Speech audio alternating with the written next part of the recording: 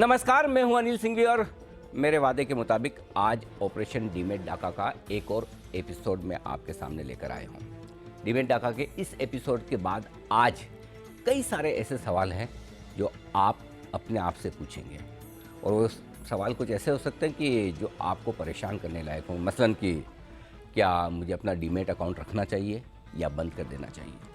क्या मेरा अगर किसी ब्रोकर के पास ट्रेडिंग अकाउंट है तो उसे चालू रखना सुरक्षित है या फिर उसे भी बंद कर देना चाहिए? आप ये भी सोच सकते हैं कि क्या स्टॉक मार्केट में मुझे पैसा लगाना भी चाहिए या नहीं।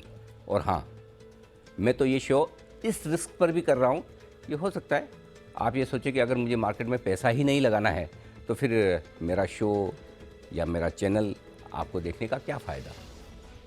बिल्कुल आप ऐसा सोच सकते हैं, लेकिन तब भी ठीक है, क्योंकि हमारे लिए ज़रूरी ये है कि आपकी, हमारी और सिस्टम से जुड़े हुए सारे लोगों की आंखें खोली जाए और इस तरह से खोली जाए कि आपकी सावधानी और सिर्फ आप ही डीमेट अकाउंट में या साइबर हैकिंग की वजह से फ्रॉड हो रहे हैं उसके लिए जिम्मेदार हैं, कोई और नहीं है। ऐसा नहीं है, क्योंकि अगर आप ये सोचते हैं कि आपकी मुसीबत में कोई ब्रोकर या कोई एक्सचेंज आपके काम आएगा, तो मैं आपको बता दूं कि आज का शो आपकी इस गलतफहमी को दूर कर देगा। ये आपकी बहुत बड़ी गलतफहमी कि आपकी मदद करने के लिए यहाँ पर कोई है, और आज हम इस शो के माध्यम से यही सब करने की कोशिश करेंगे। हम हमारी तरफ से आपका पूरा सहयोग करना चाहते हैं, आपका साथ देने की एक और छोटी सी ये कोशिश है। इस मामले को सही लेवल तक उठाने की हमारी कोशिश है, लेकिन जितना इन्वेस्टिगेशन हमने अब तक किया है उससे ये साफ हो चुका है किसी भी ब्रोकर या किसी भी एक्सचेंज या किसी भी डिपॉजिटरी के भरोसे रहना आपके लिए बेहद खतरनाक हो सकता है, क्योंकि आपके खातों की साइबर सिक्योरिटी अगर हैक होती है तो नुकसान सिर्फ और सिर्फ, यहाँ नुकसान सिर्फ और सिर्फ आपका होगा। लड़ाई सिर्फ और सिर्फ आपको अकेले लड़नी होगी और पैसे सिर्फ और सिर्फ आपके अटकेंगे। और इसीलिए मैंने शो की शुरुआत में कहा है कि हो सकता है आपको ये लगे कि फिर मैं स्टॉक मार्केट में पैसा क्यों लगाऊं, हो सकता है मैं आपका शो या चैनल क्यों देखूं, लेकिन ये देखना है, पैसा लगाना है, ये सेकेंडरी है। सबसे बड़ी जिम्मेदारी ये है कि सिस्टम में जिन जिन की जो जिम्मेदारी है उन्हें उनका एहसास करवाया जाए।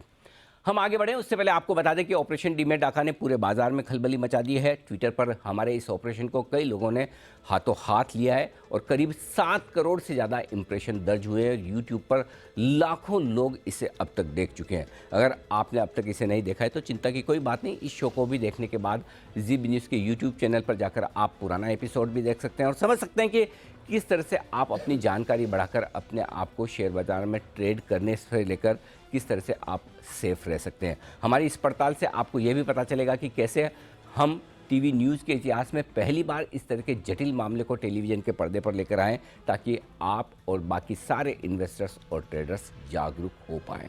यही हमारी कोशिश है। इससे पहले के शो में हम आपको बता चुके हैं कि अगर आप शेयर बाजार में ट्रेडिंग कर रहे हैं तो आप बेहद खतरे में हैं, बेहद जोखिम में, क्योंकि आपका डीमेट अकाउंट कभी भी हैक हो सकता है। आपका पासवर्ड बदलकर हैकर आपके खाते को नियंत्रण में ले सकता है और आपके अकाउंट में जो कुछ भी शेयर हैं उसे वो अपनी मर्जी से सेकंड्स में बेच सकता है और उसके बदले में जो कुछ भी क्रेडिट आ रही है, अब आप सोचेंगे कि मेरे अकाउंट में शेयर बिके हैं, बिक भी गए तो क्या, पैसा तो मेरे ही अकाउंट में क्रेडिट आएगा। जी हाँ, बात बिल्कुल सही है, लेकिन हैकर्स और मार्केट के मैनिपुलेटर्स आपकी सोच से 4 कदम आगे हैं।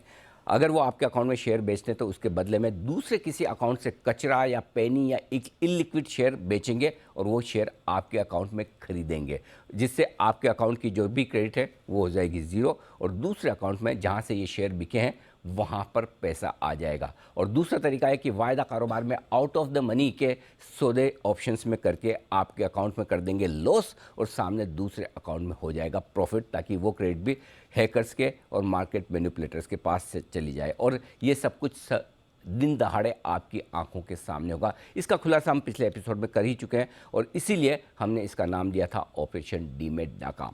इससे पहले आप ऐसी घटनाओं को सिर्फ सुनते होंगे, लेकिन सुनने के बाद कभी आपको यकीन भी नहीं हुआ होगा, और हुआ भी होगा तो होगा कि चलिए किसी ने कुछ लापरवाही की होगी, गलती की होगी, इसलिए उसका अकाउंट डीमेट हो गया। लेकिन पर्दे पर हमने पहली बार इसका खुलासा किया है और पिछले एपिसोड में हमने आपको देश की आर्थिक राजधानी कही जाने वाली मुंबई के कुछ मामले आपके सामने रखे थे। आपने देखा था 3 खास महानुभाव आए थे और उन्होंने अपनी दिक्कतें शेयर की, लेकिन सिर्फ मुंबई हो ऐसा नहीं है।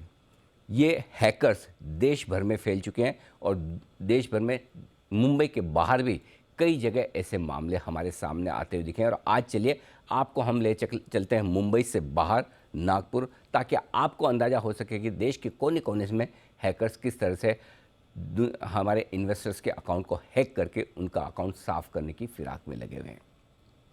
दरअसल हमारा मकसद है आपको सच दिखाना और आपकी और साथ में पूरे सिस्टम की आंखें खोलनी है। और ये इसलिए ज़रूरी है कि जिस तरह के माहौल में हम हैं वो बहुत दिक्कत वाली चीज़ है, क्योंकि हमारे सिस्टम में ब्रोकर्स और एक्सचेंज इस बात को मानने के लिए तैयार ही नहीं है। सबसे पहली दिक्कत तो यहाँ है कि किसी तरह का कोई साइबर अटैक हो सकता है, किसी के अकाउंट से शेयर गायब हो सकते हैं, किसी के अकाउंट से शेयर बेचे जा सकते हैं, उनके अकाउंट में कचरा शेयर, इलिक्विड शेयर डाले जा सकते हैं और उन्हें आउट ऑफ द मनी के ऑप्शंस में ट्रेड करके लॉस दिया जा सकता है। ये कोई मानने को ही तैयार नहीं है कि आपके डीमैट अकाउंट में आपके ट्रेडिंग अकाउंट का कंट्रोल कोई और भी कर सकता है। तो पहले तो शिकायत करने पर पूरी तरह से सिस्टम में इनकार कर दिया जाता है कि ऐसा कुछ भी नहीं हो रहा है, और फिर एक्शन के नाम पर होती है सिर्फ और सिर्फ खाना पूर्ति।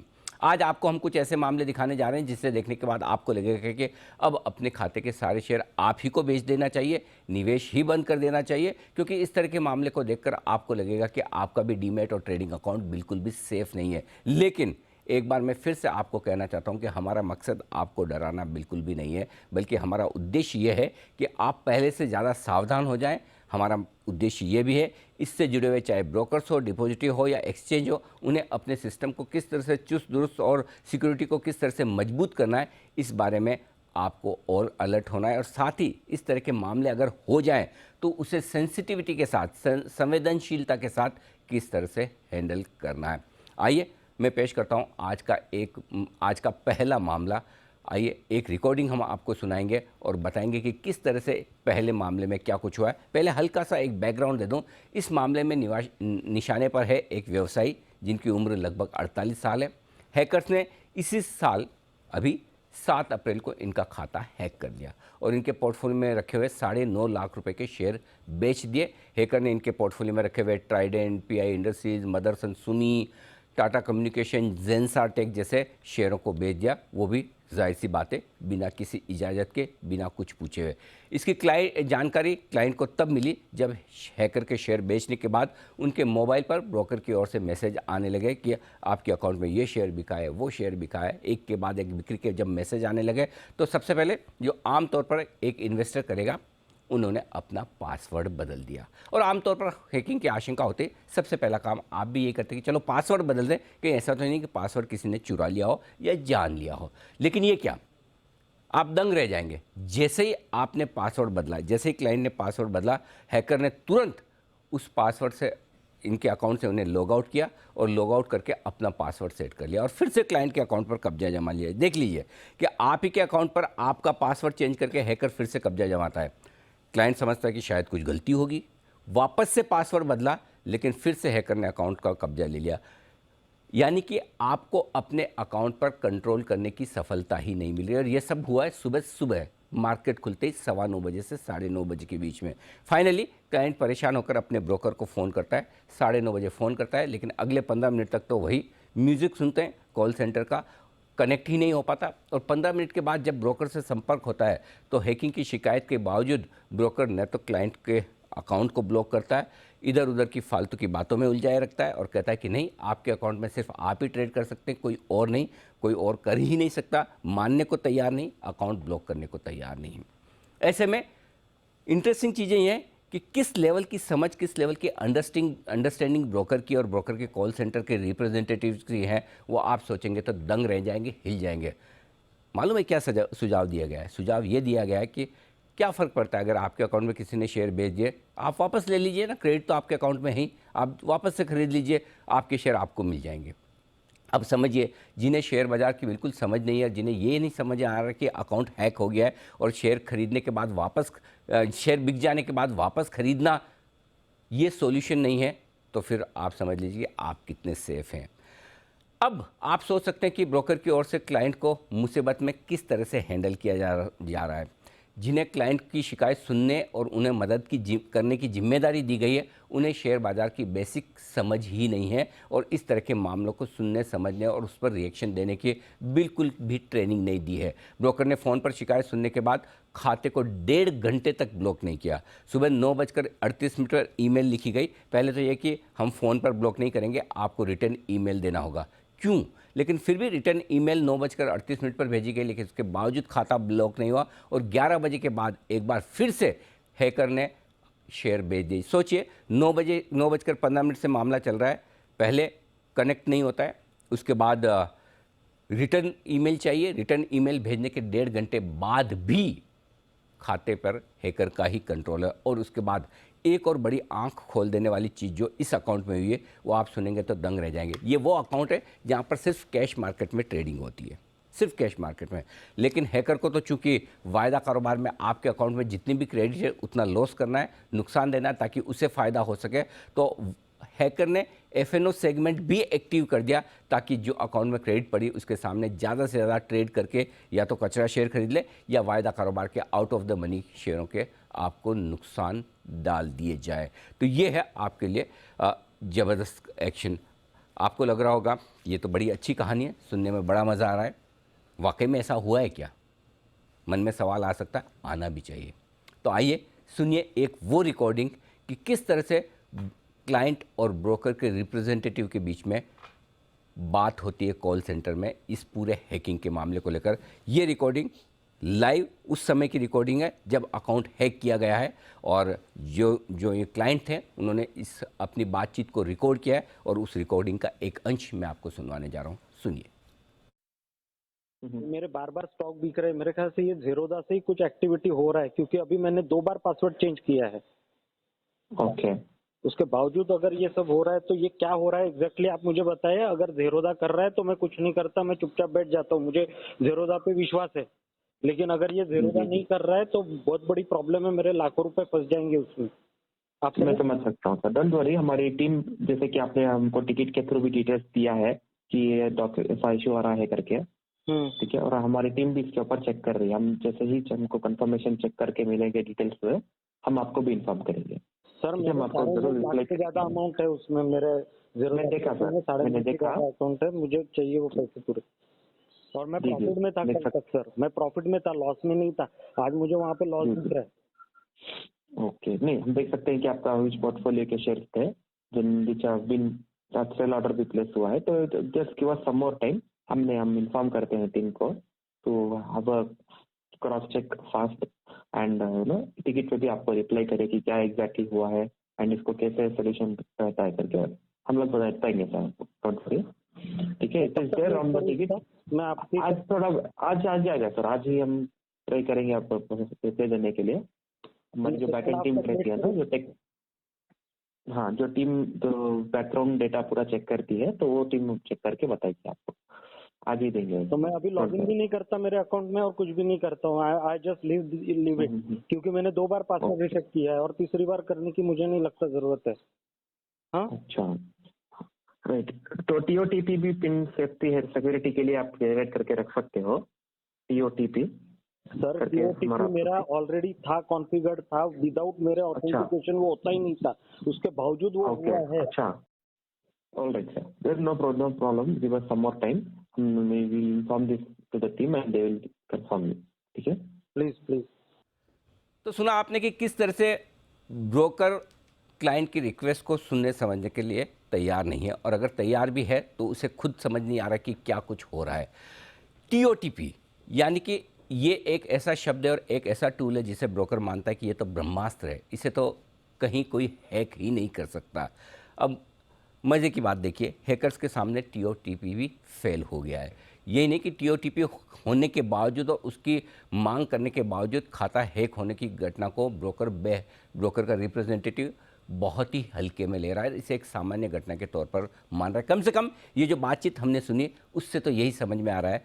तो क्या आप ये इस बातचीत से समझ सकते हैं कि टीओटीपी के बावजूद खाता हैक हो रहा है? ब्रोकर मान रहा है कि खाते से शेयर बेचे गए हैं, ब्रोकर ये भी मान रहा है कि शेयर बेचे जाने से क्लाइंट को नुकसान हो रहा है, लेकिन उसके बावजूद हैक किए हुए अकाउंट को ब्लॉक करने के लिए तैयार नहीं है और जांच के लिए और समय मांग रहा है।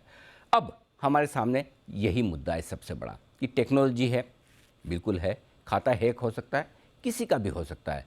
ऐसे में क्यों पहली सूचना पर ही, फ़ोन पर ही जब क्लाइंट कह रहा है कि मेरे अकाउंट के हैक होने के चांसेस हैं, इस अकाउंट को ब्लॉक नहीं किया जाता है? क्यों इधर उधर की सवाल जवाब बातें की जा रही है और जानकारी लेने देने का सिस्टम बनाया जा रहा है? शिकायत के बाद होने के बाद जो फैसले हो रहे हैं, चलिए शिकायत करने के पहले हैक हो गया, उसमें तो चलिए किसी का कंट्रोल नहीं, लेकिन शिकायत होने के बाद 1.5 घंटे तक क्लाइंट का अकाउंट ब्लॉक नहीं किया जा रहा है, इसके लिए कौन जिम्मेदार है? ये एक बड़ी चिंता है। तो आप देख सकते हैं कि ये अभी भी एक्शन होने में बड़ा लंबा वक्त लग रहा है।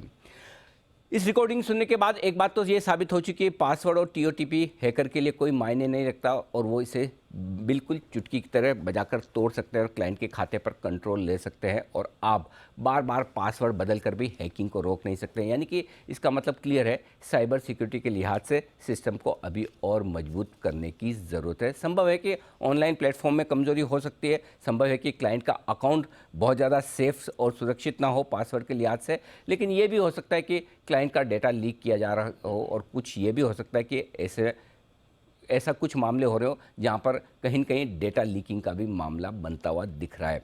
और ऐसे में ब्रोकर की तरफ से इस तरह के मामलों को हैंडल करने के लिए तौर तरीके भी आपको देखने की ज़रूरत है। ये बहुत ज़रूरत हो ये आपको देखना बहुत ज़रूरी है। तो आइए एक बार फिर से देख लीजिए कि किस तरह से ब्रोकर की तरफ से जिस तरह का वार्तालाप क्लाइंट के साथ हो रहा है, उससे आपको काफ़ी कुछ और सुनने समझने में पता चलेगा कि किस तरह से इस मामले की गंभीरता को ब्रोकर्स ले रहे हैं। नहीं तो वो मेल तो सबसे पहले मैंने दिया था आपको। वो मेल मैंने आपको कितने बजे दिया था मैं बताऊं आपको? मेरा सबसे पहला मेल वही था सर। सबसे पहला मेरा जो मेल था ना, वो मेल था 9:38 का मेल था। 9:38 के मेल को मैंने कल मॉर्निंग में 9:38 के मेल में मैंने लिखा था, dear sir my account I09 is hack, please lock it immediately. ये मैंने सबसे पहला मेल दिया था। लेकिन तब अगर आप एक्शन लेते तो शायद दूसरी बार जो सेलिंग हुआ वो नहीं हुआ रहता और मेरे इसमें जो भी फ्रॉड हुआ है वो नहीं हुआ रहता फिर। सर जैसा आपने ईमेल डाला ना, उसी समय मैं आपको कॉल भी किया था।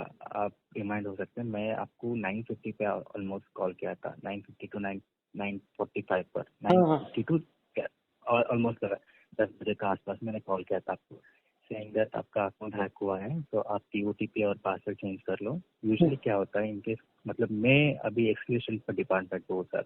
ये जैसा अभी आपका फेस हो रहा है ना, मैं हर दिन फेस करता हूँ। हर दिन हम लोगों को क्लाइंट आता है किसी ना किसी का इसमें। तो यूजुअली क्या होता है, जब भी क्लाइंट का तरफ से ब्लॉक करने के लिए ये आएगा, तो पासवर्ड चेंज किया। तो मान लो आपका अकाउंट का आईडी पासवर्ड मेरे पास है, तो मैंने आपका अकाउंट का आईडी पासवर्ड से मैंने लॉग इन किया, मैंने स्टॉक सेल कर लिया। इमीडिएटली आपने पासवर्ड और आपका जो भी क्रेडेंशियल है वो वाला चेंज किया, तो आपका पासवर्ड मेरे को बताने के लिए नहीं हो पाएगा। मतलब आपका पासवर्ड क्या रखा है मेरे को बताने के लिए नहीं हो पाएगा। तो समहाउ वो भी क्रैक करने के बाद आपके फिर से 11 बजे का आपका 11-11:30 बजे पर आपका ऑर्डर पर फिर से सेल हो गया। सही है ना? उसी टाइम पर मैंने बताया था फिर इवन आफ्टर पासवर्ड विजिट करने के बाद भी आपका सेल ये हो रहा है। सो बेटर हम लोग ब्लॉक कर देते हैं जब तक ये इशू सॉल्व नहीं होता है। सो तब तक हम ब्लॉक कर देते हैं। ब्लॉक करने के बाद जो भी है खत्म होने के बाद जो भी इश्यूज है उस खत्म होने के बाद हम लॉक कर देंगे। चेक करके बताया। यूजुअली क्या होता है, जैसा पासवर्ड चेंज करने के बाद कोई भी हैक करने के लिए मुश्किल होता है। तो मैं वो सोच के मैंने आपका अकाउंट पहला कॉल पर ब्लॉक नहीं किया। लेकिन मुझे ये बताइए कि पहली बार मैंने जब पासवर्ड चेंज किया तो उसके बाद में तो 1.5 आवर में फिर से हो गया ना वो, तो फिर से सिर्फ 1.5 घंटे में मेरा पासवर्ड हैक कैसे हो गया? हाँ, मैं वही बोलना चाहता हूँ। यूजुअली 99% 100% जो भी आज तक मैंने क्लाइंट का देखा हूँ, तो उसमें रीसेट करने के बाद फिर से ऑर्डर प्लेस करने के लिए नहीं हो पाएगा, क्योंकि पासवर्ड क्या रखा है किसी को भी पता नहीं चलेगा हैक करने के बाद। तो आपका केस पे क्या हुआ, हैक करने के बाद फिर भी वो लोग फिर से हैक करके सो आपको पासवर्ड से सो फिर से वो भी ट्रेड डाला। उसका वजह से मैंने ब्लॉक करवाया, आईडी ब्लॉक किया। ब्लॉक करने के बाद आपका अकाउंट पे मतलब आपने पासवर्ड रीसेट किया, उसके बाद मैंने टीओटीपी एनेबल किया। आपको बता रहा था तो ऑथेंटिकेशन डाउनलोड करके इनेबल करने के लिए मैं बताया था। वो तो मैंने बहुत पहले से करके रखा था, पता है क्या, परसों तक मेरा वही चल रहा था। हाँ। और विदाउट ओटीपी वो कैसे हैक हो गया मुझे वही समझ में नहीं आ रहा है। वो टीओटीपी चेंज कैसे हुआ वही समझ में नहीं आ रहा है। मैंने तो टीओटीपी रखा था। ओटीपी यूजुअली कम से कम मेरे मेरे मोबाइल पे तो कुछ आना चाहिए था कि आपको टीओटीपी चेंज करना है क्या, ऑप्शन, कुछ तो ऑप्शन आना चाहिए था ना मेरे मोबाइल पे। टीओटीपी बिना टीओटीपी से वो लॉगिन करने के लिए यूजुअली 101% नहीं हो पाएगा। लेकिन हो गया ना। उसके बाद भी हैक, हाँ वही बोल रहा हूँ। उसके बाद मैं अभी तक आज तक मैंने ऐसा कुछ नहीं देखा बिना टीओटीपी से लॉगिन किया करके। वही तो उसके मुझे बाद भी भी वही हैक आश्चर्य लग रहा है। अभी भी मेरा टीओटीपी एक्टिवेट है और मैं टीओटीपी यूज करके ही लॉगिन कर रहा हूँ। और ये चीज मैं बहुत पहले से कर रहा हूँ, यानी 1 साल तो हो ही गया कम से कम, कि मैं 1 साल नहीं, हाँ 1 साल हो गया होगा मैं टीओटीपी यूज कर रहा हूँ। ठीक है सर। अभी क्या करेंगे जो है तो मैं वो भी बताना चाहता हूँ। तो पहला चीज़ जो है तो आप इनके साथ तो मैं आपका आईपी एड्रेस शेयर कर लेता हूँ। आईपी एड्रेस को शेयर करने के बाद आप साइबर क्राइम के साथ बात कर लो। तो सुना आपने, समझा आपने। हैकिंग के बाद क्लाइंट शिकायत करता है कि खाते को तत्काल ब्लॉक किया जाए और ब्लॉक करने की मांग करता है, और दूसरी तरफ ब्रोकर खाते को ब्लॉक करने के बजाय इस बात का अंदाज़ा लगा रहा है कि ये आजमा लीजिए, ऐसा कर लीजिए, वैसा कर लीजिए, शायद हैकिंग रुक जाए। लेकिन खाते को ब्लॉक करने की जल्दबाजी और तत्काल उसे कोई ज़रूरत महसूस नहीं होती। अच्छा, तत्काल तो छोड़िए, मेल की मांग की जाती है कि ब्रोकर्स की तरफ से आप पहले मेल भेजिए और मेल भेजने के बाद हम खाते को ब्लॉक करेंगे। और मेल भेजने के बाद भी घंटों लगते हैं, बेमतलब की दलील और तर्क दिए जा रहे हैं। अब आइए मैं आपको सुनवाता हूं वह ऑडियो जिसमें हेल्पलाइन पर ब्रोकर का प्रतिनिधि खुद ये मांग रहा है कि क्लाइंट के अकाउंट में फ्रॉड हुआ। अब ध्यान से सुनिएगा, ये तीसरी वाली जो बाइट हम आपको सुना रहे हैं ये बेहद काम की है। ब्रोकर खुद मान रहा है कि हाँ आपके अकाउंट में फ्रॉड हुआ है, लेकिन अपनी तरफ से किसी भी तरह का कोई एक्शन लेने के बजाय वो क्लाइंट को सीधे सीधे हाथ जाड़ते हुए ये सलाह देता है कि जाइए आप पुलिस की साइबर सेल में शिकायत कीजिए और आप खुद देखिए। यानी कि पहले हम कुछ नहीं करेंगे, उसके बाद खाते को ब्लॉक करके नुकसान को कम करने की जो कोशिश है वो नहीं करेंगे, और उसके बाद अगर हैकर फिर से अकाउंट हैक करता है, शेयर फिर से बेचता है और नुकसान बढ़ाता जाता है, तो आप जाइए साइबर सेल में और वहाँ पर अपनी शिकायत कीजिए। और देखिए किस तरह से ये रिकमेंडेशन दी जाती है। रिकॉर्डिंग सुनिए। सर आपका अकाउंट पे फ्रॉड तो हुआ है, लेकिन आईपी एड्रेस जो है जो आप बता रहे हैं और जो है आईपी एड्रेस अलग अलग है। नहीं तो अभी अभी करना क्या चाहिए, क्योंकि जो जिसने भी ये अभी हाँ चलो बताओ सर। आप कहना क्या चाहते हो, यानी ठीक है वो आईपी तो अलग है मेरे, और मैं घर में हाँ। था ही नहीं उस वक्त, तो मेरे सिस्टम से मेरा सेलिंग होना पॉसिबल ही नहीं था। ये जो आईपी एड्रेस अभी आप बता रहे, तो ये आईपी एड्रेस से तो सेलिंग हुआ ही नहीं, क्योंकि मैंने किया ही नहीं, मैं घर में था ही नहीं उस वक्त जब वो हुआ तब, है ना। सर मैं आपको वही बोलना चाहता हूँ, आपका अकाउंट पे फ्रॉड हुआ है, कोई लॉगिन करके ट्रेड किया है, तो जो नेक्स्ट स्टेप जो लेगा वो जो लेगा साइबर क्राइम का डिपार्टमेंट, जो पुलिस लोग लेगा।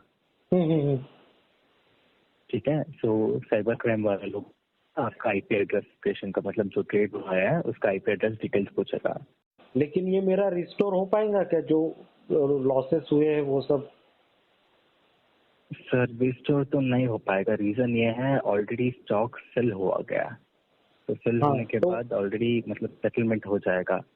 तो लेकिन फंड जो है वो आपका अकाउंट पर ही है ऑलरेडी फंड।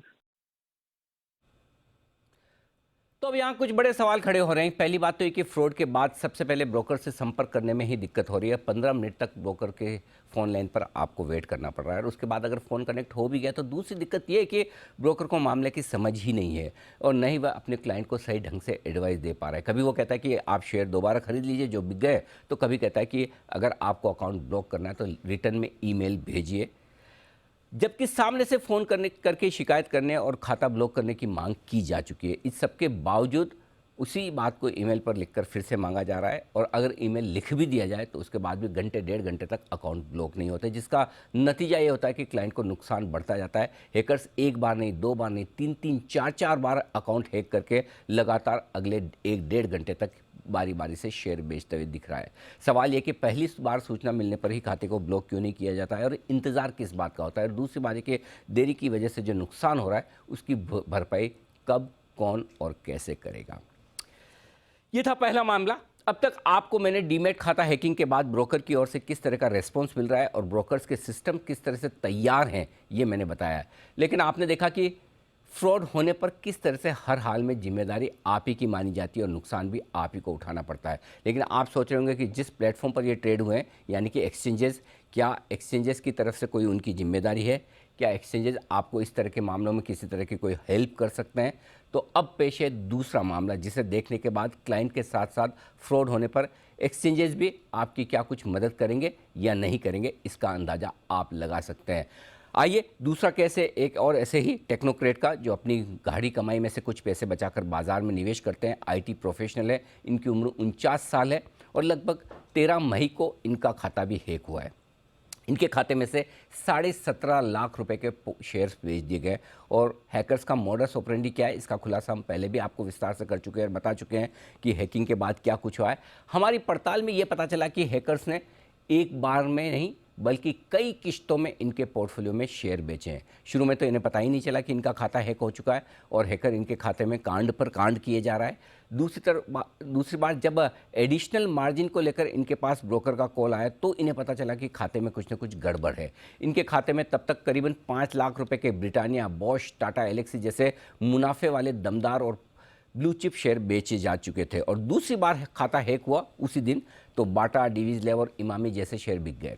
तीसरी बार में बंधन बैंक और डॉक्टर रेड्डीज जैसे शेयर बेचे गए और इस तरह से मुनाफे वाले इनके पोर्टफोलियो को हैकर ने लूट लिया। इन्हें हैकिंग के बारे में जब पता चला तब पता चला जब इनके शेयर बिकने के नोटिफिकेशन इनके मोबाइल फ़ोन पर आने शुरू हुए। यही नहीं, इस बार हैकर्स ने एक और इंटरेस्टिंग काम किया। अब तक हैकर्स खाली आपके कैश मार्केट के स्टॉक्स बेचकर वहाँ आपके अकाउंट में क्रेडिट ले आते थे, लेकिन इस बार इन्होंने वायदा कारोबार में भी इनकी 1 लाख रुपए की निफ्टी और बैंक निफ्टी की कॉल पोजीशन को ख़त्म कर दिया और ताकि वहाँ की भी क्रेडिट ले ली जाए। और तो और आइडिया, वोडाफोन आइडिया के ऑप्शंस में आउट ऑफ द मनी में जाकर उल्टे सीधे सौदे करके इनके अकाउंट में 1.5 लाख रुपए का एक मुश्त घाटा देकर कुल मिलाकर इनके पोर्टफोलियो को 2.25 लाख रुपए के नुकसान में लाकर खड़ा कर दिया। लेकिन अगर आप सोच रहे हैं कि इनकी बदकिस्मती यहीं खत्म हो गई क्योंकि अकाउंट बिक में से शेयर बिक गए, लॉस आ गया, तो आप गलत हैं। अभी भी आपका सामना सड़े गले हुए सिस्टम से होना बाकी है। आमतौर पर हैकिंग की जानकारी लगते ही आप क्या करते हैं? जाहिर सी बात है, आप ये शिकायत अपने ब्रोकर से करेंगे और ब्रोकर को, इन्होंने भी अपने ब्रोकर को फ़ोन लगाया। 13 मई को सुबह 9:30 बजे इन्होंने पहले ब्रोकर के नंबर पर फ़ोन लगाया, लेकिन 15 मिनट तक इनका भी फ़ोन कनेक्ट नहीं हुआ। उसके बाद आप समझ सकते हैं कि उस समय इनकी हालत क्या रही होगी। एक और डीमैट अकाउंट में सेंध लग चुकी थी, हैकर शेयर पर शेयर बेचे जा रहा था, ये कुछ नहीं कर पा रहे हैं और ब्रोकर को फ़ोन लगा रहे हैं तो वो कनेक्ट नहीं हो पा रहा। फाइनली 9:45 बजे के आसपास ब्रोकर का फ़ोन कनेक्ट हुआ। इन्होंने अपनी आप बीती ब्रोकर के प्रतिनिधि को बताई, लेकिन 22 मिनट तक दोनों के बीच में बातचीत चलती रही और उसका मतलब कुछ निकला नहीं, क्योंकि ब्रोकर का प्रतिनिधि ये मानने को तैयार ही नहीं है कि डीमैट और ट्रेडिंग अकाउंट हैक भी हो सकता है। क्लाइंट लगातार खाता ब्लॉक करने की गुहार लगाता रहा, ब्रोकर करने से मना करता रहा और बार बार TOTP के इस्तेमाल की एडवाइस देता रहा। बड़ी बात है कि बातचीत के दौरान भी जब इनके फ़ोन पर बातचीत चल रही थी तब भी क्लाइंट के अकाउंट से हैकर सौदे करता रहा, शेयर बेचता रहा। इससे आप समझ सकते हैं कि इससे बड़ा मजाक क्या हो सकता है। आमतौर पर ब्रोकर जब अपनी गलती नहीं मानता तो क्लाइंट के पास एक ही ऑप्शन होता है कि वो अपनी शिकायत एक्सचेंजेस में करे। एक्सचेंजेस ऐसे मामलों के निपटारे के लिए एक कमेटी बनाते हैं जिसका नाम होता है GRC, ग्रीवेंस रिड्रेसल कमेटी। जी हाँ, इस कमेटी में एक क्लाइंट होता है जिसके साथ गलत हुआ है, दूसरा ब्रोकर होता है जिसके प्लेटफॉर्म पर ट्रेड हुआ है और तीसरा एक्सचेंज का एक प्रतिनिधि होता है। एक्सचेंज का अधिकारी इन दोनों की बात सुनता है, ब्रोकर की भी सुनता है और क्लाइंट की भी सुनता है और उसके बाद इस मामले का फैसला लेता है। तो नेक्स्ट स्टेप जो है, जाहिर सी बात है, ब्रोकर तो कभी अपनी गलती मानेगा नहीं, कहेगा नहीं कि हाँ हमारे यहाँ सिस्टम हैक हुआ है या कहीं भी हुआ है तो हमारी गलती है। ऐसे में क्लाइंट के पास ऑप्शन यही है कि वो एक्सचेंज पर GRC में जाएँ। यहाँ भी क्लाइंट ने वही किया, GRC में जाकर दरवाज़ा खटखटाया और बताया कि डीमैट खाते को हैक करके उसके पोर्टफोलियो के सारे शेयर बेच दिए गए और ब्रोकर इसे फ्रॉड नहीं मान रहा है। लेकिन क्लाइंट की शिकायत पर GRC में ब्रोकर ने क्लाइंट का खाता हैक होने से मानने से ही इनकार कर दिया। देखिए, GRC में सुनवाई हो रही है और ये सुनवाई वेबकैम के थ्रू हुई है, वर्चुअल सुनवाई हुई है जहाँ ब्रोकर भी उपस्थित था, क्लाइंट भी था और एक्सचेंज के रिप्रेजेंटेटिव और GRC भी था। तो वहाँ ब्रोकर ने कह दिया कि खाता हैक ही नहीं हुआ है और ब्रोकर की सबसे बड़ी दलील ये थी कि यूज़र नेम और पासवर्ड को सुरक्षित रखने की जिम्मेदारी सिर्फ और सिर्फ क्लाइंट की है। ये कान खोल के सुनिएगा, आपके यूज़र नेम और पासवर्ड को जिम्मेदारी को सुरक्षित रखने की जिम्मेदारी सिर्फ आपकी है। और उनका दावा यह कि टीओटीपी के इस्तेमाल के बाद कोई दूसरा आदमी आपके खाते में ट्रेड कर ही नहीं सकता। ब्रोकर ने किल स्विच का इस्तेमाल न करने पर उल्टे क्लाइंट को ही कटघरे में खड़ा कर दिया।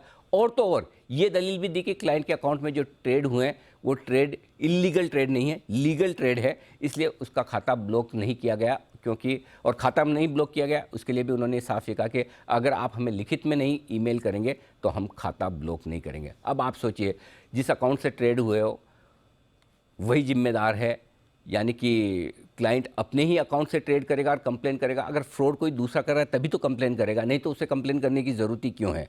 और जिस अकाउंट से उसे ट्रेड करना है, जिसे ब्रोकर ने ऑथोराइज किया है, अगर वही अकाउंट फ्रॉड का शिकार हो जाए तो भला उसकी शिकायत कब और कैसे की जाएगी। एक तो शिकायत करने के बाद 22 मिनट तक आप फ़ोन पर उलझाए रखें, दूसरी बात फ्रॉड की शिकायत करने पर अकाउंट ब्लॉक ना करें, और उसके बाद जीआरसी में अब हर एक गलती, गुनाह या फ्रॉड के लिए क्लाइंट को ही जिम्मेदार ठहराएं, तो फिर आप समझ सकते हैं आपकी सुनवाई करने वाला कौन है। तब आपको लगता है आपकी सुनवाई करने वाला एक्सचेंज है।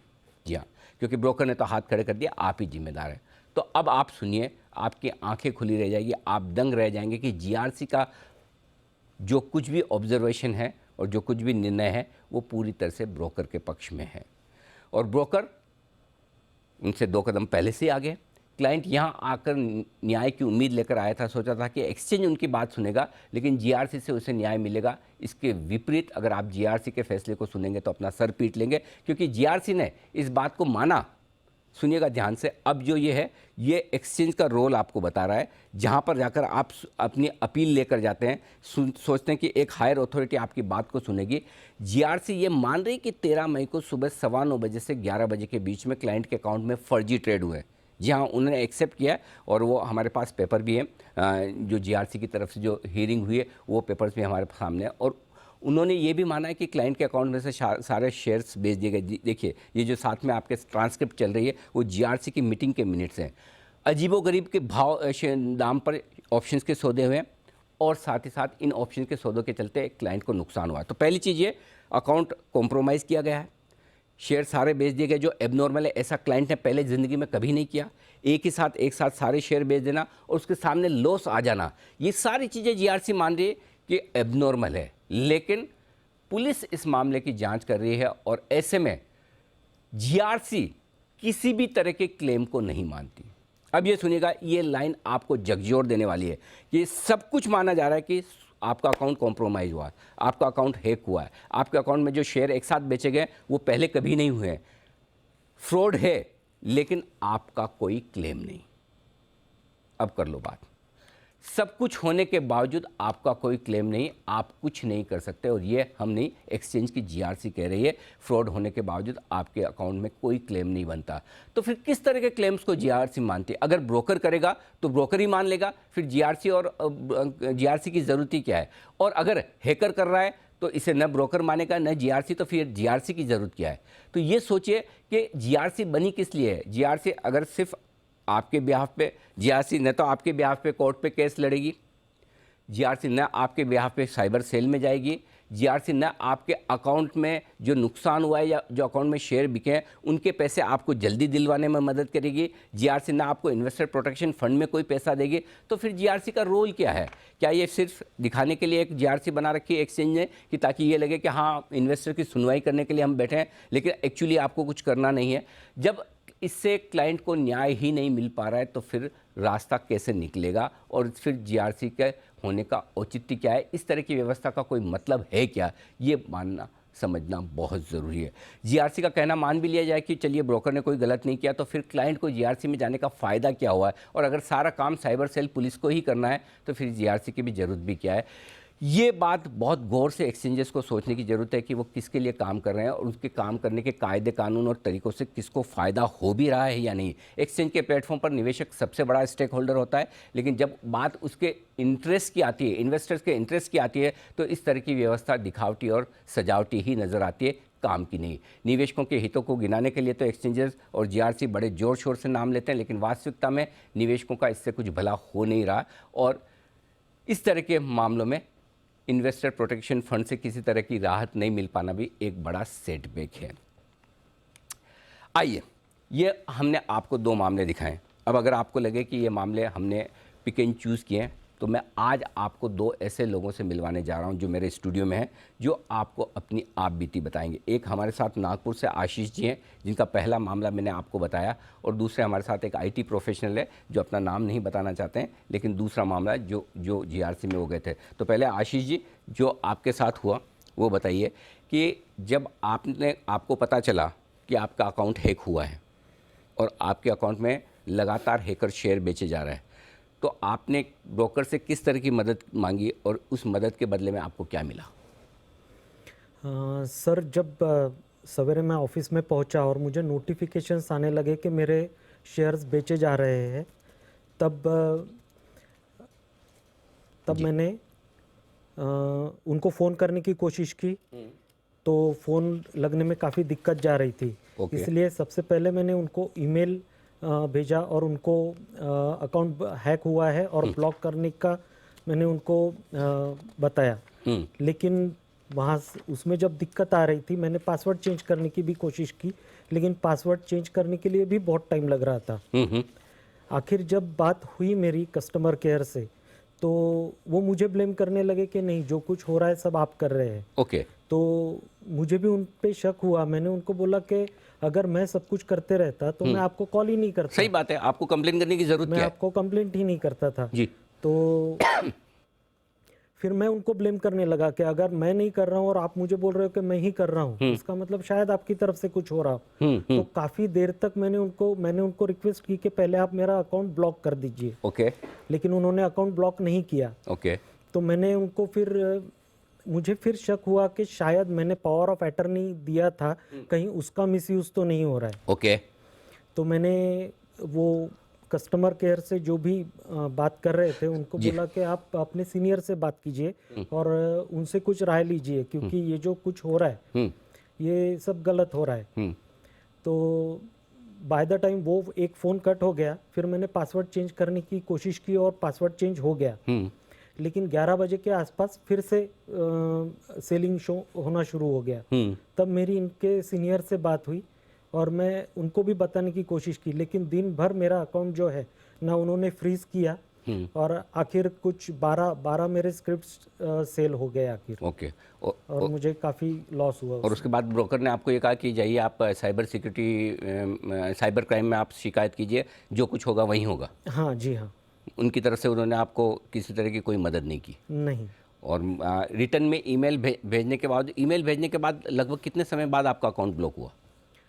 मेरा अकाउंट तो या पूरे दिन भर हुआ ही नहीं ब्लॉक? वो दिन भर नहीं हुआ, वो 4 बजे के आसपास लॉक हुआ। बाजार में जब ट्रेडिंग आवर्स खत्म हो गए थे, उसके बाद मेरा अकाउंट ब्लॉक हुआ। तब तक हैकर अपना काम कर चुका था? तब तक हैकर अपना काम कर चुका था। आप तो IT प्रोफेशनल है, आप तो साइबर सिक्योरिटी के बारे में जानते समझते भी हैं। और कितने सालों से आप मार्केट में हैं? 25 साल। और ऐसा हैकिंग वाला एक्सपीरियंस आपके साथ पहली बार ही हुआ? यस। क्या किसी तरह का कोई लिंक आपने किया हो या फिर आपने किसी के साथ OTP कुछ शेयर किया? बिल्कुल नहीं। बिल्कुल नहीं। लेकिन एक चीज़ मैं जानना चाहता हूँ, चूँकि इस तरह के मामले में क्या आपकी भी ईमेल रिडिफ पर है? यस। और आपकी भी रिडिफ पे। तो ये ज़्यादातर केस जो हमारे सामने आए, रिडिफ मेल के साथ कहीं ना कहीं कुछ ना कुछ कॉम्प्रोमाइज़ हो रहा है। ब्रोकर से डेटा अगर रिडिफ मेल पर आ रहे हैं तो वो कॉम्प्रोमाइज़ होकर शायद कहीं ना कहीं हैकर के पास जा रहे हैं। तो आपके साथ जो कुछ हुआ वो तो हमने सुना, लेकिन मैं आपसे ये जानना समझना चाहता हूँ कि आपको GRC में जाने का आइडिया कहाँ से आया? कैसे आपने सोचा कि अब ब्रोकर में सुनवाई नहीं हो रही तो मैं एक्सचेंज के पास जाऊँ? तो बात ऐसा है कि मैंने सेबी में कंप्लेन किया, स्कोर्स में जी। तो स्कोर्स में कंप्लेन करने के बाद उन्होंने एक्सचेंज को नॉमिनेट कर दिया। NSE को बोल दिया कि आप इनका मामला जो है उसके ऊपर काम कीजिए। जी। तो मेल एक्सचेंज होने लगे। तो काफ़ी मेल एक्सचेंजेस होने लगे पहले।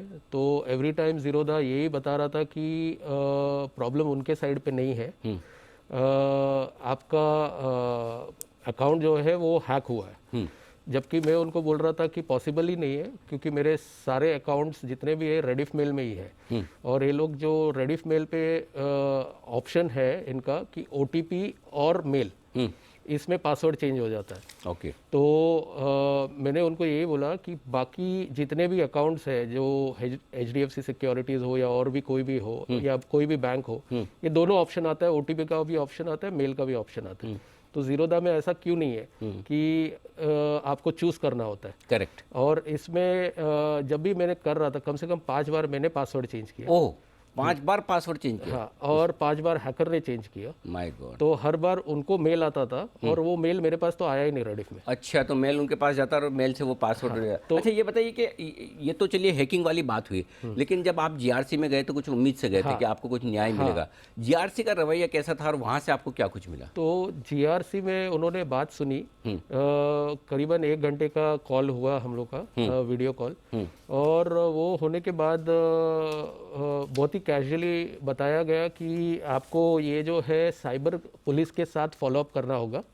और ज़ीरोधा के रिप्रेजेंटेटिव को बोला कि आप इनको जो भी मदद दे सकते हैं आप उनको मदद करो, लेकिन मेरे को बताया गया कि आपको सिर्फ साइबर सेल के साथ ही फॉलोअप करना है, तभी आपका केस में कुछ हो सकता है। और साइबर सेल के साथ फॉलोअप करने के लिए क्या किसी तरह से ब्रोकर की तरफ से आपको कोई मदद या फिर GRC की तरफ से कोई मदद की हम आपकी मदद कर सकते हैं या हम आपको गाइड कर सकते हैं? इनफैक्ट साइबर सेल के पास भी जब मैं गया था कंप्लेंट लिखा, तो ज़ीरोधा बोल रहा था जब तक हमें साइबर सेल से आता नहीं है, मेल नहीं आता है, तब तक हम लोग इस पर एक्ट नहीं करेंगे। अच्छा। हाँ, और उसके लिए मैं फॉलोअप किए जा रहा था साइबर सेल के साथ। तो साइबर सेल ने भेजा भी था मेल, जो ज़ीरोधा ने 10 दिन तक देखा ही नहीं था मेल। My God. अच्छा। हाँ, और फिर जब पता चला कि साइबर सेल से मेल आया तो बोला कि ठीक है, we will act upon it. और मैं हमेशा यही पूछ रहा था कि काउंटर पार्टीज का डिटेल्स प्रोवाइड करना, एटलीस्ट IP एड्रेस तो ये पता चले कि कहाँ से हो रहा है। तो IP एड्रेस सब लास वेगास और कोई दूसरा जगह का आ रहा था, लेकिन उन्होंने कोई एक्ट नहीं किया उसके ऊपर। तो साइबर सेल ऑल्सो बता रहे थे कि इसमें बहुत डिफिकल्ट होता है पता करना। तो ये बातें आपने GRC में बताई या GRC के होने के बाद की थी? GRC में भी बताया, ये सब बताया, उसके बावजूद GRC ने बोला कि आपका कोई क्लेम नहीं बनता? हाँ, GRC ने बोला कि आपको साइबर सेल के साथ फॉलोअप करना होगा। मतलब कुल मिला के आप जाने पुलिस जाने, हाँ, न एक्सचेंज का कोई लेना देना न ब्रोकर का कोई लेना देना, और जो भी उनके साथ लड़ने के लिए टाइम, एनर्जी, पैसा जो कुछ भी लगाना वो आप ही को लगाना। यस, ये आप कह रहे हैं? यस। और ये तो बहुत बड़ा सवाल है हमारे सारे सिस्टम पे कि अगर सबको पता है फ्रॉड हो रहा है, लेकिन उसके बावजूद आपकी मदद करने के लिए कोई तैयार नहीं। यस, इनफैक्ट NSE को अगर काउंटर पार्टी डिटेल्स निकालना है तो वो अपने से निकाल सकता है। वो लोग मेरे को साइबर सेल के पास क्यों भेज रहे हैं कि ये काउंटर पार्टी डिटेल्स के लिए साइबर सेल से मेल आना चाहिए? मतलब अगर जो इन्फॉर्मेशन, जो डेटा आपको एक्सचेंज से मिल सकता है, IP एड्रेस, जो इन्फॉर्मेशन, जो डेटा काउंटर पार्टी की डिटेल्स आपको एक्सचेंज से मिल सकती है, वो दोनों देने के बजाय आपको साइबर सेल की तरफ डायरेक्ट कर रहे हैं। और आपको पता है कि साइबर सेल में और पुलिस में से काम करवाना कितना मुश्किल काम है। हालांकि मैं ये कहना चाहता हूँ, इस मामले में मुंबई के नॉर्दर्न रीजन के साइबर क्राइम सेल ने बहुत ही ज़बरदस्त, बहुत ही अच्छा काम किया है, काफ़ी कुछ एक्शन लिया भी है। शायद आपका मामला उनके जुरिस्डिक्शन में नहीं होगा, अलग बात है, बट हमने पुराना जो एपिसोड किया उसमें से ये चीज़ें आई है। लेकिन कुल मिलाकर ये कि आपकी मदद कोई नहीं कर रहा, कोई नहीं कर रहा, और आप दोनों बहुत भारी डिसअपॉइंटेड है। ओके, अब इस तरह के मामले जो पिछले 2 हफ्तों से हमारी जांच पड़ताल का एक बड़ा असर हुआ है, और काफ़ी कुछ इस तरह के मामले जो सामने आते हुए हैं और काफ़ी कुछ एक्शन भी हुए हैं। आशीष चतुर्वेदी हमारे साथ हैं जो पूरे इस मामले पर नज़र बनाए हुए हैं। आशीष, बताइए क्या कुछ एक्शन हो रहा है? सर, एक अपडेट इससे पहले दूंगा कि अप्रैल में इनका मामला है, मई में इनका है। इससे पहले एपिसोड 1 में हमने देखा था जून का था जी। 3 महीने से लगातार मामले आ रहे हैं, लेकिन फिर भी कोई मैकेनिज्म नहीं इसको रोकने का। ज़ीरोधा के जो केस में है, इसमें अगर आप देखें तो इन्होंने 9:38 पर ईमेल कर दिया था, और इन्होंने भी अगर देखें तो इनको कहने कि आपने ईमेल नहीं किया, इसके लिए हमने आपका अकाउंट ब्लॉक नहीं किया। तो जिनके अकाउंट से ईमेल गया है उनका भी खाता जो है सही समय पर ब्लॉक नहीं और डैमेज हुआ। लेकिन सर, हमारी जो इन्वेस्टिगेशन है इसका बड़ा असर देखने को मिला है। जो एपिसोड 1 हुआ था, इसमें ऑप्शंस के माध्यम से फ्रॉड का शिकार हुए जो 2 पीड़ित थे, इनके केस में बहुत बड़ा डेवलपमेंट देखने को मिला है। और साइबर सेल ने दोनों जो केसेस हैं इनमें काउंटर पार्टी की पहचान कर ली है। ये बड़ा इन्वेस्टिगेशन का जो असर देखने को मिला है। और काउंटर पार्टी में सर अगर आप देखें तो एक जो व्यक्ति है वो केवल 21 साल के युवक हैं, और दूसरा जो व्यक्ति है जो काउंटर पार्टी है जिसके थ्रू जो है फ्रॉड हुआ है, उनका खुद का अकाउंट हैक हुआ है। यानी हैकर तक पहुंचना जो है पुलिस के लिए या साइबर सेल के लिए इतना आसान नहीं होगा। इसमें बहुत मल्टी लेयर्स हैं, तब जाकर जो है असल में अगर आप देखें तो हैकर की पहचान हो पाएगी। लेकिन जो हमारी इन्वेस्टिगेशन है इसका बड़ा असर हुआ है, और अगर आप फिलहाल देखें तो जो 2 काउंटर पार्टीज हैं इनकी पहचान हो गई है। तो चलिए, कम से कम ये है कि इस मामले को इस लेवल तक उठाने के बाद आपको काउंटर पार्टी की डिटेल्स मिल रही है, आपको हैकर्स की पहचान होती हुई दिख रही है।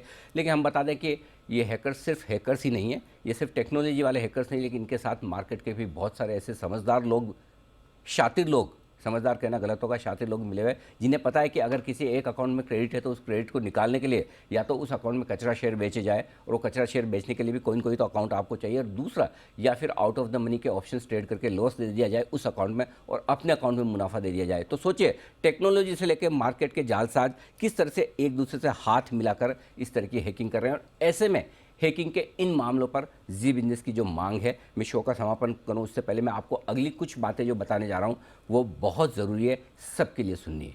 सिस्टम को साइबर सिक्योरिटी के लिहाज से चुस्त दुरुस्त और मजबूत बनाने की ज़रूरत है, चाहे वो क्लाइंट लेवल पर हो, डिपॉजिटरी लेवल पर हो, ब्रोकर लेवल पर हो या फिर एक्सचेंज के लेवल पर। ये सबसे पहली ज़रूरत है जो हमारी मांग है। किसी भी तरह की हैकिंग की आशंका होने पर आप सभी क्लाइंट्स को अलर्ट करें। आप देखिए, अप्रैल से मामला जुलाई और अगस्त तक पहुंच रहा है, लेकिन जब तक ये मामला हमने उठाया नहीं तब तक ब्रोकर्स को इस बात की ज़रूरत भी नहीं लगती कि वो दूसरे क्लाइंट्स को मेल भेजकर अलर्ट करें। जब हमने मामला उठाया तो उसके बाद लोग इसे अलर्ट करने के मोड में आते हुए दिखे। किसी भी तरह की हैकिंग की आशंका हो, तुरंत अलर्ट करना ज़रूरी है। क्लाइंट के मामलों में सेंसिटिविटी, संवेदनशीलता होनी चाहिए। खाली सिर्फ ब्रोकर ये सोचे कि ये अकाउंट क्लाइंट का ना होकर अगर वही चीज़ उसके साथ हुई हो तो क्या हो। अगर आपके अकाउंट से इसी तरह से शेयर बिक रहे हो, अगर जीआरसी में जो रिप्रेजेंटेटिव है वो ये सोचें कि उनके साथ ये हुआ हो और उसके बाद उनको जो ये डिसीजन दिए जाए, तो फिर आपका सोचने का तरीका बदल जाएगा। आप उस आदमी को बेवकूफ़ ना समझे, आप उस आदमी को गुनहगार ना समझे जिसके साथ फ्रॉड हुआ है। फ्रॉड किसी भी समझदार आदमी के साथ हो सकता है। ये तो मैं बता चुका हूँ, कम से कम 3-4 केस ऐसे हैं जो आईटी प्रोफेशनल है, जो इन सब चीज़ों को जानते समझते हैं। तो ऐसे में कम से कम थोड़ी सेंसिटिविटी दिखाएं। जिस आदमी का लॉस हो रहा है, जिसके साथ फ्रॉड हुआ है, उसकी बात को ध्यान से सुने, समझे, उन्हें चोर या फ्रॉड न समझे। उनके साथ गलत हो रहा है, वो गलत नहीं कर रहे हैं अगर उनका अकाउंट कॉम्प्रोमाइज़ हो रहा है तो। और बार बार ये दिमाग से निकाल दे कि आपने किसी के साथ ओटीपी शेयर की होगी। वो ज़माने से तो हम आगे बढ़ चुके हैं। अब तो काफ़ी क्लाइंट समझदार हो चुके हैं, वो किसी के साथ ओटीपी शेयर नहीं करते हैं। बिना ओटीपी शेयर किए और टीओटीपी और बाकी जो आप बड़े बड़े ब्रह्मास्त्र कहते हैं कि इन्हें लीक नहीं किया जा सकता, उनके बावजूद हैकिंग हो रही है।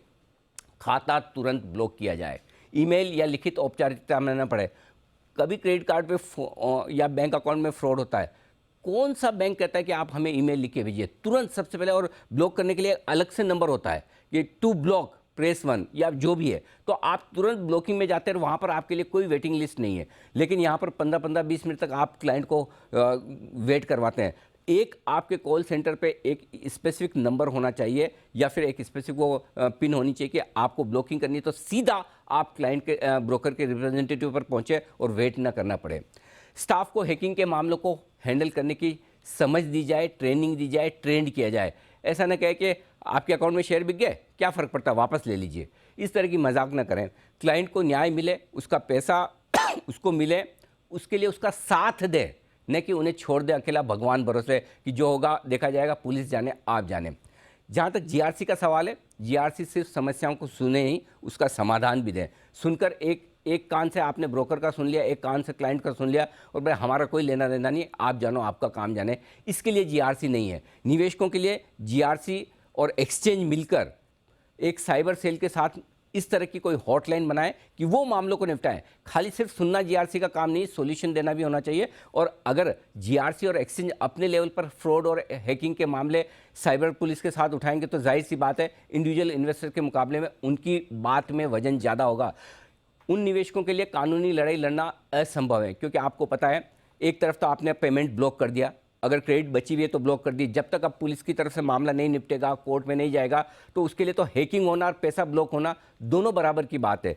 इंडिविजुअल क्लाइंट के पास नहीं इतनी टाइम है, एनर्जी है, एक्सपर्टाइज और पैसे हैं कि वो जाकर अपनी कानूनी लड़ाई लड़ सके। और ये कानूनी लड़ाई, इसलिए मैं ये कह रहा हूँ कि ये पॉइंट नंबर 10 सबसे ज़्यादा इंपॉर्टेंट है। ये कानूनी लड़ाई लड़ने का काम ब्रोकर और एक्सचेंज का होना चाहिए। या तो ब्रोकर्स की रिप्रेजेंटेटिव जो संस्था है वो ये काम देखे, या फिर एक्सचेंज की जीआरसी देखे कि वो लड़े उनके ब्याह पे। चलिए आप मान लिया आप इन्वेस्टर प्रोटेक्शन फंड का पैसा नहीं भी देना चाहते हैं, कम से कम आपको लगता है कि अगर क्लाइंट के साथ गलत हुआ है आप उसकी लड़ाई तो लड़ेंगे। एक मैकेनिज्म होना चाहिए, आपकी लीगल टीम होनी चाहिए जो इन्वेस्टर्स के ब्याह पे लड़े, इन्वेस्टर्स को ना छोड़ दें।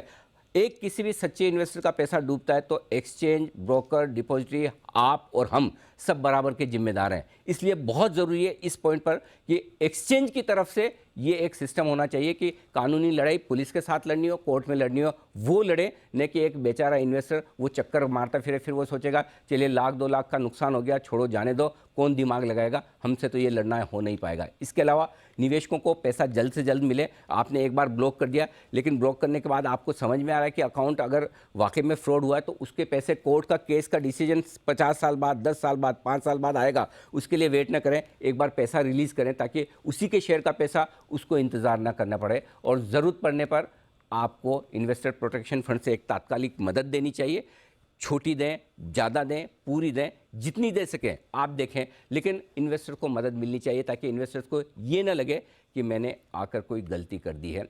ये आपको सब कुछ करना बहुत ज़रूरी है और इसीलिए जी बिजनेस की तरफ से हमारी ये मांगे हैं कि इस तरीके से ये आपको देखना चाहिए। अब अंत में मैं आपको एक ही बात कहना चाहता हूँ कि अब तक जितने मामले आए उन सब में एक चीज़ पता चली कि ज़्यादातर ब्रोकर इस तरह के मामलों से अनजान हैं। उन्हें पता नहीं कि क्या है और नहीं उनका उद्देश्य ऐसा है कि इस मामलों को गलत तरीके से हैंडल किया जाए। हम एक चीज़ बहुत साफ कह रहे हैं कि हमारा उद्देश्य भी ये नहीं कि हम किसी की गलती निकालें, किसी ब्रोकर की, एक्सचेंज की, किसी की भी नहीं।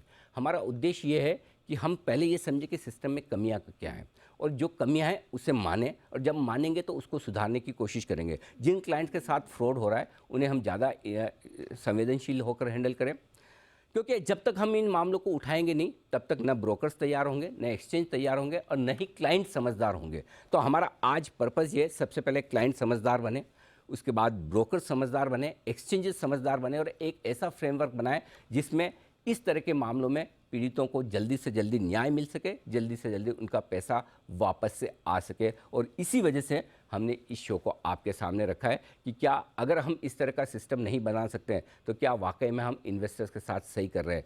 आज ये इन कुछ लोगों के साथ हुआ है, कल आपके मेरे किसी के भी साथ हो सकता है। और ध्यान रहे, ज़्यादा से ज़्यादा जितने बड़े अकाउंट है उतने ज़्यादा हैकर्स के निशाने पर आप हैं। तो ऐसे में गलती को छुपाने के बजाय जल्दी से सिस्टम चुस्त दुरुस्त किया जाए। हम फिर से कहना चाहते हैं, हम सिस्टम में किसी के खिलाफ नहीं है, किसी के अगेंस्ट नहीं है, न किसी क्लाइंट के, न किसी ब्रोकर के, न किसी एक्सचेंज के। लेकिन हम ये जानना चाहते हैं, ये पूरा एपिसोड करने के पीछे पर्पज़ ये है कि आप हम सब लोग मिलकर ज़्यादा जागरूक हों और इस तरह के मामलों को निपटने के लिए, इन्वेस्टर्स की मदद करने के लिए एक प्रॉपर सिस्टम बनाया जाए। और जब तक ऐसा नहीं होता, तब तक ये मान के चलिए ये न तो दूसरा एपिसोड है और न ही आखिरी एपिसोड है। आगे भी ज़रूरत पड़ने पर, हमने पहले भी इस तरह के मामलों को बार बार और लगातार उठाया। जब तक सिस्टम चुस्त दुरुस्त नहीं होंगे, मुझे पता है कई सारे ब्रोकर्स के लिए ऑडिट्स बढ़ जाएंगे, साइबर सिक्योरिटी की कॉस्ट बढ़ जाएगी, उनके लिए खर्चे बढ़ जाएंगे, लेकिन ये ज़रूरी है। अगर ज़रूरी है तो हमें करना पड़ेगा, चाहे वो हमारे लेवल पर हो, चाहे एक्सचेंजेस और ब्रोकर्स के लेवल पर।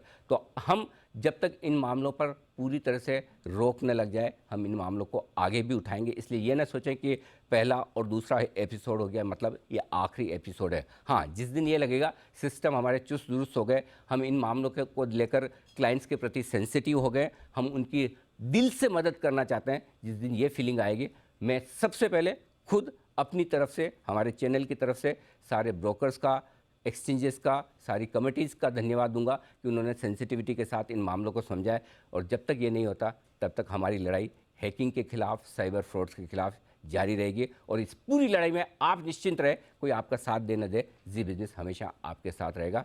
आज इस एपिसोड में हमारा साथ देने के लिए आप सबका बहुत बहुत धन्यवाद। आप दोनों मेहमानों का भी धन्यवाद, आपने इतने रिस्क लेकर आप आए और आपने पूरी की पूरी बात अपने सामने रखी ताकि लोगों को इस मामले की सीरियसनेस पता चल पाए। बहुत बहुत शुक्रिया आपका भी। इस खास शो में इतना ही, बने रहिए हमारे साथ जी बिजनेस पर। नमस्कार।